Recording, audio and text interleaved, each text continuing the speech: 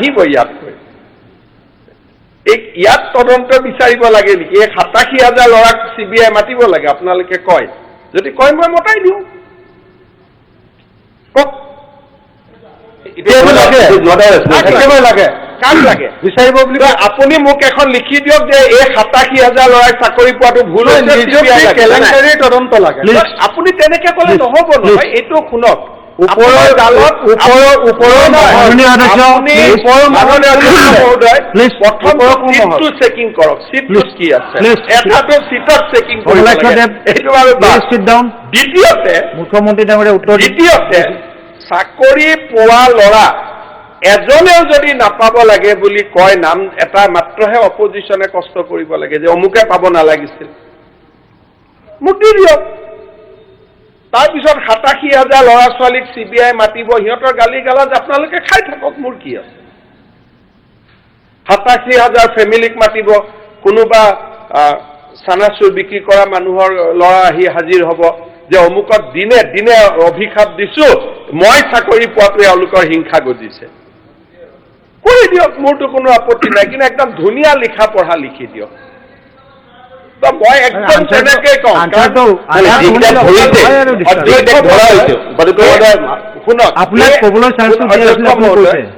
মই এটাই কলো নহয়, কাবাৰ যদি কিবা কব ইচ্ছা থাকে, আমিনুল ইছলামে যে কষ্ট কৰি এখন কাগজ লিখি আনিলে, আপোনালোকে কিয় লিখি নানিলে যে আমাৰ কব ইচ্ছা আছে?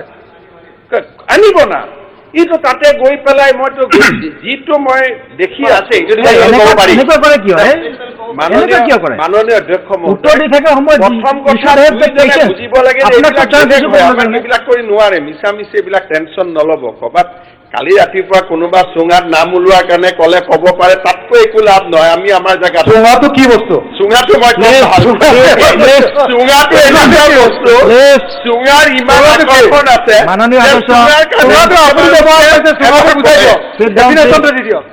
চুঙাটো এনেকুৱা বস্তু যোনে আপোনাক এবাৰ উঠাই বহুৱাই। এই চুঙাত এইটো ডাঙৰ আকৰ্ষণ আছে। এতিয়া চাওক, আমিনুল ইছলাম ডাঙৰীয়াই প্ৰশ্ন উঠালে, তেওঁতো এনেকে পিং পং কৰি থকা নাই, যোনে প্ৰশ্ন উঠোৱা নাই এই দুজনে পিং পং কৰি থাকে, গোটেইটো চুঙা। এইটো ডিভাইচত আমি এটা বস্তু ধৰিব পৰা নাই,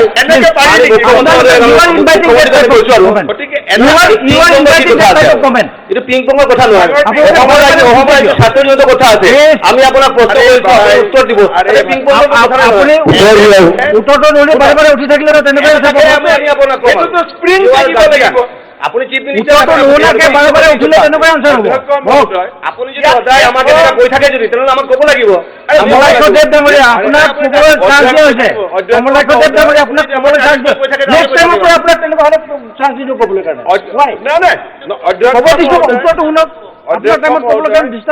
মুখ্যমন্ত্ৰী উঠিলে 84জন বিধায়ক আমি জিকাই আনিছো, গতিকে মোৰ অপৰ্যাপ্ত সময় আছে। অহবাৰ আপোনালোকে জিকাই আনক, আপোনালোকে পাব। বাহিৰত বহুত মানে সোধে যে মুখ্যমন্ত্ৰীয়ে কিয় ক'ব পাৰে। ডেমক্ৰেচিত যি মানুহৰ বেছি MLA থাকে, তাৰ লিডাৰে বেছি ক'ব পাৰে, তাততো এইটোৱেই গণতন্ত্ৰ। সেইকাৰণে নৰেন্দ্ৰ মোদীয়ে বেছি সময় কথা ক'ব পাৰে, আগতে মনমোহন সিঙে বেছি কথা ক'ব পাৰিছিলে। এইটো ৰুল, কষ্ট কৰিব লাগিব। এতিয়া যদি 87,000 ল'ৰাৰ পিছত লাগি যায়, অহাবাৰ কেইটা চিট পাব আপুনি? আৰুতো গেলিব।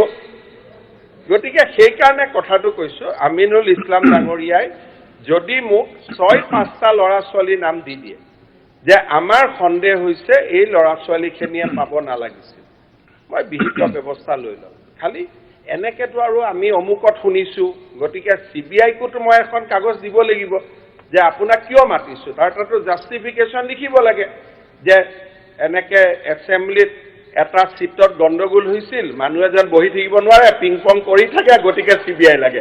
সেইটোতো CBI হ'ব নোৱাৰে। CBI এটা পাৰ্টিকুলাৰ চিট এটাৰ খেলি মেলিৰ কাৰণেতো CBI হ'ব নোৱাৰে। এইটো এতিয়া ঘটনাটো হ'ল যে এটা স্পেচিফিক, মই অত্যন্ত সততাৰে সৈতে ক'ব পাৰোঁ যে এই যি ল'ৰা ছোৱালীয়ে চাকৰি পাইছে, তাত যদি কোনোবাই সন্দেহ কৰে, তাতকৈ আৰু ভুল কাম একো নাই। সকলোৰে সমষ্টিত পাইছে, কাৰ সমষ্টিত কোনো মানে কোনে সন্দেহ কৰিব পাৰে? পুলিচত দৌৰি দৌৰি কষ্ট কৰি কৰি ল'ৰা ছোৱালীবিলাকে চাকৰি পাইছে। পঢ়া শুনা কৰি ল'ৰা ছোৱালীবিলাকে চাকৰি লৈছে এপইণ্টমেণ্ট লেটাৰ ল'ব আহোঁতে হাজাৰ হাজাৰ টিভিয়ে ৰেণ্ডমলি ইণ্টাৰভিউ লৈছে ঘৰৰ বেকগ্ৰাউণ্ড সকলোৱে শুনা পাইছে তাৰ পিছত চাকৰিৰ কেলেংকাৰী ক'তো হোৱাই নাই নোপোৱাৰ কেলেংকাৰী ডেফিনেটলি হৈছে কালি যদি কোনোবাই মোৰ নামত পইচা তুলি আছে মই কি কৰিব পাৰোঁ মোৰতো কোনো উপায় নাই তাৰ তদন্ত হৈছে তাৰ তদন্ত আমি লজিকেল কনক্লুজনলৈকে লৈ যাম নোপোৱাৰ কেলেংকাৰীটো চাকৰি নোপোৱাৰ কেলেংকাৰীটোত আমি কাকো ৰেহাই নিদিম যি কৰিব লাগে কৰি থাকিম পোৱাৰ কেলেংকাৰীৰ খবৰ চৰকাৰৰ হাতত নাই যদি আপোনালোকৰ হাতত চাকৰি পোৱাৰ কেলেংকাৰীৰ কিবা তথ্য আছে আমাক দিয়ক আমি চালি জাৰি চাই CBI লাগে ED লাগে সকলো কৰি দিম খালি পোৱাৰ কেলেংকাৰী দিয়ক যে এই 10 জন ল'ৰা ছোৱালীয়ে পাব নালাগিছিল কাৰণ এইটো তদন্ত দিয়াৰ পিছত 87,000 মানুহক এটা এটাকৈ পুলিচে মাতিব তাৰটো পাপটোতো মই ল'ব নোৱাৰো যোনে ল'ব লাগে লওক মোৰতো কোনো আপত্তি নাই গতিকে আপোনালোকে ধুনীয়া কৰি লিষ্টখন দিয়ক যে এই কেইজন ল'ৰাৰ চাল চলন তাৰ গঠন পঢ়নত আমাৰ আপত্তি আছে ইহঁতি পাব নালাগিছিলে তেওঁলোকে চাকৰি পালে গতিকে আপুনি তদন্ত দিয়ক কিন্তু ইয়াত কোনো তথ্যই নাই হেতু ভালে হৈছে মানে যিখিনি ধৰা পৰিছে তেওঁলোকক সেইটো নোপোৱাৰ কেলেংকাৰী নহ'ব ভৱনত তেওঁলোকক অভিযোগ ৰাখিব লাগে তেতিয়া তাৰ পৰা উলিয়াই দিব লাগে তেনেহ'লে বিজেপি অফিচ এটা কথা বাজপেয়ী ভৱনততো এইটো এটা ভৱন কালি যদি আপুনিও যায় মইনো তাৰ পৰা যোৱা মানুহক কেনেকৈ বাধা দিম কিন্তু বাজপেয়ী ভৱন হওক ৰাজীৱ ভৱন হওক বা মোৰ ঘৰ হওক আপোনালোকৰ ঘৰ হওক যোনে চেষ্টা কৰিলে অসমত আৰু চাকৰি নামত কোনো কেলেংকাৰী কৰিব নোৱাৰে সেইটো হ'ল একদম ক্লিয়াৰ কথা যে সেইটো চেপ্টাৰ ক্লোজ হৈ গ'ল সেইটো চেপ্টাৰ নাই কিন্তু নোপোৱাৰ তদন্ত কিছুদিনলৈকে চলি থাকিব এতিয়া আৰু যে 22,000 চাকৰি ওলাব মানুহে কি কৰে যি ল'ৰা ছোৱালী ৰিটেনত পাছ কৰে তেওঁলোকৰ ঘৰে ঘৰেও টকা খুজিব যায় যে পিছত ঘূৰাই দিয়ে বহুতে যে টকা লৈ ললো গুলি লাগিলে যদি নালাগিলে পিছত টকা ঘূৰাই দিম তেনেকুৱা কেলেংকাৰী চলি থাকে গতিকে সমাজত যেতিয়ালৈকে এক শ্ৰেণী মানুহ থাকিব বিভিন্ন প্ৰকাৰে কিবা কিবি চলি থাকে তেওঁলোকৰ হেতু এটা জীয়াই থকাৰ সম্বল খবৰ পালে চাকৰি নোপোৱাৰ কেলেংকাৰী যতে হ'ব চলি থাকিব পোৱাৰ কেলেংকাৰী কোনো খবৰ নাই যদি সেই কাৰণে আমাৰ দুই এখন সংবাদ মাধ্যমে কয় জব কিবা এটা নাম দিছিলে ইয়াত কিবা কেছ ফৰ জব আৰে নাপায় নহয় কেছ ফৰ জব লিখাৰ আগতে এই 87,000 ল'ৰা ছোৱালীৰ পৰিয়ালৰ ফালে চাব লাগিব নহয় এজনো কেছ দিব পৰা মানুহ আছিল নেকি তাতে এজন ল'ৰা ছোৱালীও তাত এনেকুৱা কোনোবাই চাকৰি পাইছিল নেকি যোনে কেছ দিব পৰা অৱস্থাত আছিল গতিকে চাকৰি নোপোৱাৰ কেলেংকাৰী পুৰা তদন্ত হ'ব চাকৰি পোৱা কেলেংকাৰী মোৰ লগত কোনো তথ্য নাই যদি কোনোবা বিধায়কে চাকৰি পোৱা কেলেংকাৰীৰ কিবা তথ্য দিব পাৰে তদন্ত দিবৰ কাৰণে আমাৰ কোনো আপত্তি নাই হ'ব ধন্যবাদ এটা বস্তু কোনে কিমান মাৰ্কছ পাইছে এইটো আপোনাৰ প্ৰস্তাৱটো প্ৰত্যাহাৰ কৰিবনে পাইছে কিমান কাট অফ হৈছে সেৱাক সুধিলে তেওঁলোকে RTI জৰিয়তে পাব পাৰিব কাট অফ নম্বৰো পাব সব পাব কোনো নিজৰ যদি এনসাৰ স্ক্ৰিপ্টখনো চাব পাৰে এনসাৰ স্ক্ৰিপ্টখনো দিব সম্পূৰ্ণভাৱে মই সেৱাক কৈ দিছো যে ইয়াত একো লুকাবলগীয়া নাই পাত্তা কোনোবাই এনসাৰ স্ক্ৰিপ্ট চাব খোজে এনসাৰ স্ক্ৰিপ্ট চাওক কোনোবাই নম্বৰ চাব খোজে নম্বৰ চাওক কি আপত্তি আছে কোনো আপত্তি নাই খালি এটা নিয়ম আছে যে RTI মাৰিব লাগে যে মই অমুকৰ চাব খোজো ইমানে কোনে কিমান মাৰ্কছ পাইছে যদি ডিসপ্লে হৈ যায় তেনেহলে ভাল আছিল এটো মানে ট্ৰান্সপাৰেন্সি আৰু বাঢ়িব এটা কথা কি হৈ থাকে মানে মুখ্যমন্ত্ৰী আপোনাৰ অধিকাৰ নাই অধ্যক্ষ মহোদয় এনেকা কলে নহব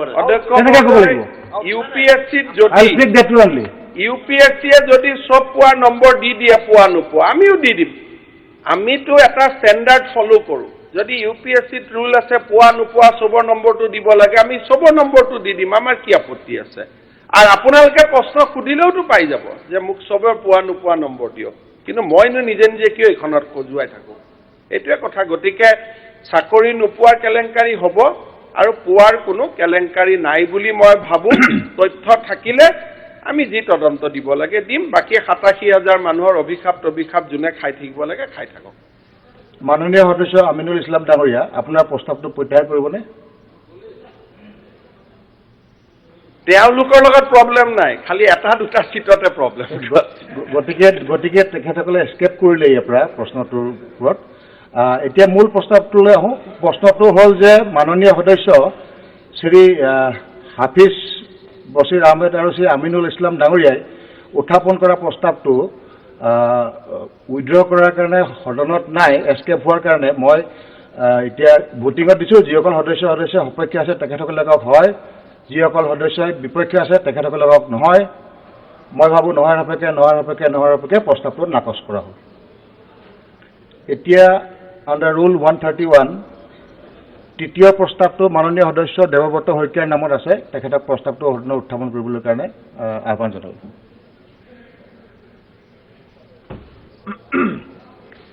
মাননীয় অধ্যক্ষ মহোদয়, উপাধ্যক্ষ মহোদয়, ৰুল 131-ৰ অন্তৰ্গত অসমৰ চাহ উদ্যোগে অসমৰ অৰ্থনীতিৰ ওপৰত এক গুৰুত্বপূৰ্ণ অৰিহণা আগবঢ়াই আহিছে।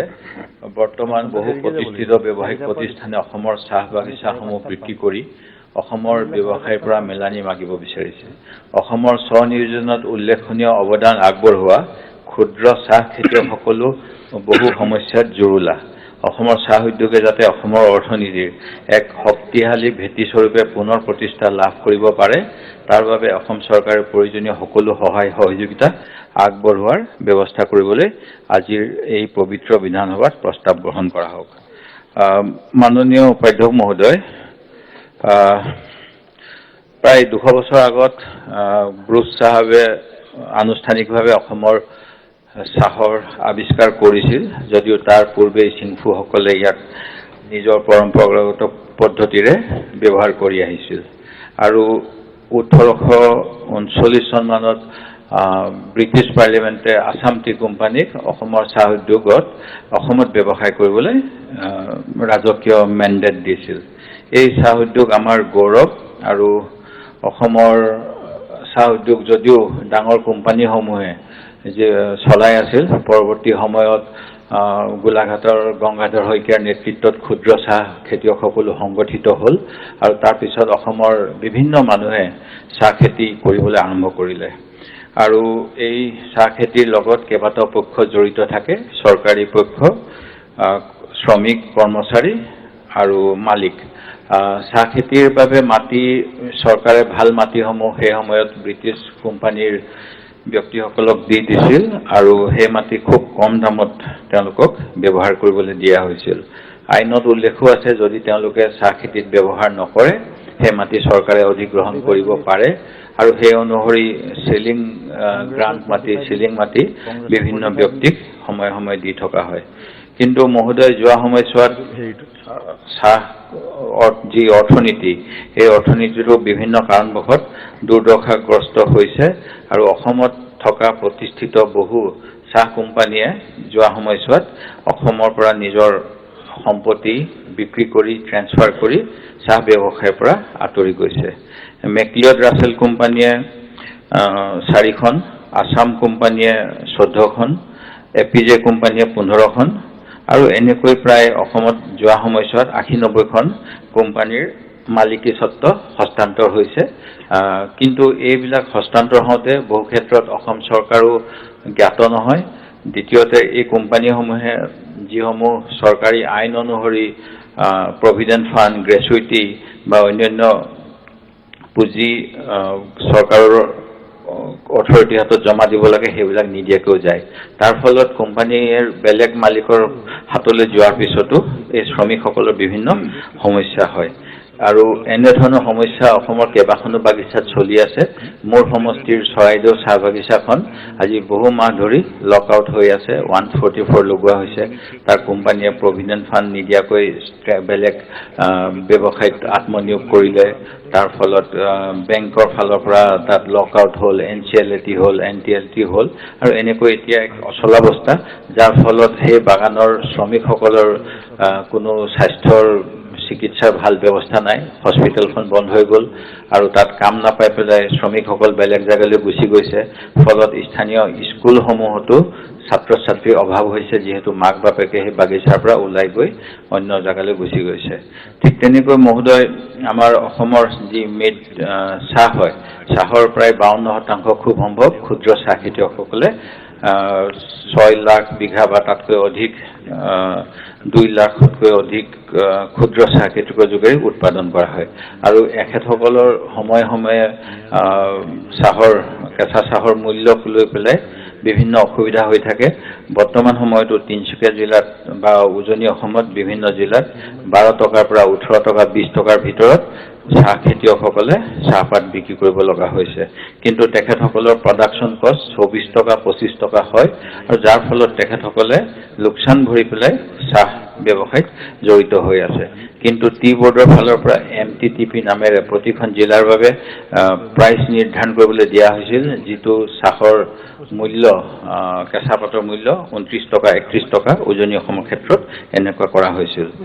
আৰু বহু ক্ষেত্ৰত কেতবোৰ এজেণ্টৰ যোগেদি ডাঙৰ কোম্পানীবিলাকেও কেতিয়াবা মনোপলি কৰি বজাৰত চাহ কেঁচাপাত লৈ যায় আৰু কিছুমান বটলিক কোম্পানীও নিয়ে আৰু কিছুমানে চাহৰ মূল্য হস্তক্ষেপ কৰি কম কৰি দিয়ে। ঠিক এনেকৈ মহোদয়, ক্ষুদ্ৰ ব্যৱসায়ীসকলেও বিভিন্ন ধৰণৰ সমস্যাত ভুগি আছে আৰু যিসকল শ্ৰমিকসকলৰ যিটো চৰকাৰৰ প্ৰতিশ্ৰুতি আছিল 351 টকা বা তাত ততোধিক কৰিব, তেওঁলোকক অন্যান্য সুবিধা দিব, সেই সুবিধাখিনি শ্ৰমিকসকলে পোৱা নাই। বিশেষকৈ ক্ষুদ্ৰ চাহ খেতিয়কসকলৰ ক্ষেত্ৰতো যিসকল শ্ৰমিক নিয়োজিত হৈ থাকে তেখেতসকলৰ এনেধৰণৰ বহুত অসুবিধা হৈছে।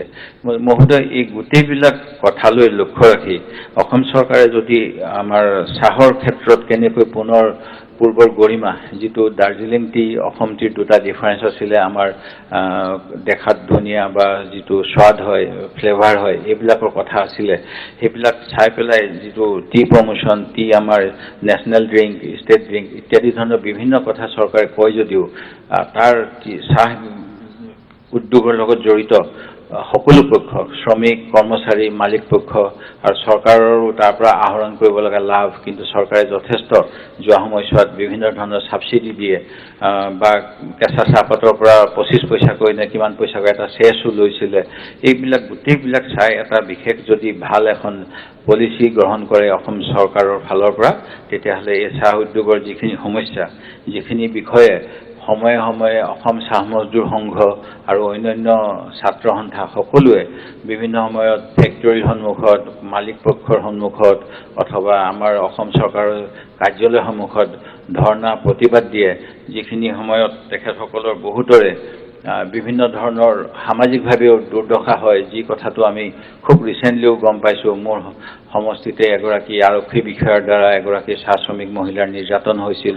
ঠিক তেনেকৈ তিনিচুকীয়া জিলাতো এগৰাকী কন্যা সন্তান দামিনী প্ৰজাৰ এজন ব্যক্তিয়ে ধৰ্ষণ কৰাৰ এমাহৰ পিছতো তেওঁ ন্যায় বিচাৰি নোপোৱাৰ বাবে ৰাজপথত আন্দোলন হৈছিল আৰু তাৰ পৰৱৰ্তী সময়ত খুব সম্ভৱ 14 এপ্ৰিল তাৰিখে তেওঁৰ মাতৃগৰাকীয়ে আত্মহত্যা কৰিছিল। এনেকুৱা ধৰণৰ কেতবোৰ সামাজিক চেলেঞ্জো এই বাগিচাৰ ৰাইজৰ লগত হৈ থাকে। নাজিৰাৰ গৰাকীৰ নাম আছিল অনিমা প্ৰজা। সেই গতিকে এই গোটেইবিলাক সামাজিক, অৰ্থনৈতিক সকলো আৰু উদ্যোগীকৰণ আৰু আমাৰ যি চাহ বাগিচাৰ শ্ৰমিকসকলৰ আৰ্থিক উন্নয়ন, চাহ বাগিচাৰ মালিকসকলৰ নিজৰো সা সুবিধা, ক্ষুদ্ৰ চাহ খেতিয়কসকলৰ স্বাৰ্থ ৰক্ষা, এই গোটেইখিনি চাই special economic zone for tea industry বা চাহ খেতিয়কসকলৰ চাহ খেতি কৰা অঞ্চলৰ বাবে বিশেষ কেতবোৰ পদক্ষেপ চৰকাৰে ল'ব নেকি, এই কথাখিনি আজিৰ মোৰ এই প্ৰস্তাৱৰ যোগেদি মই অসম চৰকাৰক এনেধৰণৰ সহযোগিতা আগবঢ়োৱাৰ ব্যৱস্থা কৰিবলৈ প্ৰস্তাৱ দাঙি ধৰিলোঁ। ধন্যবাদ। মাননীয় মন্ত্ৰী।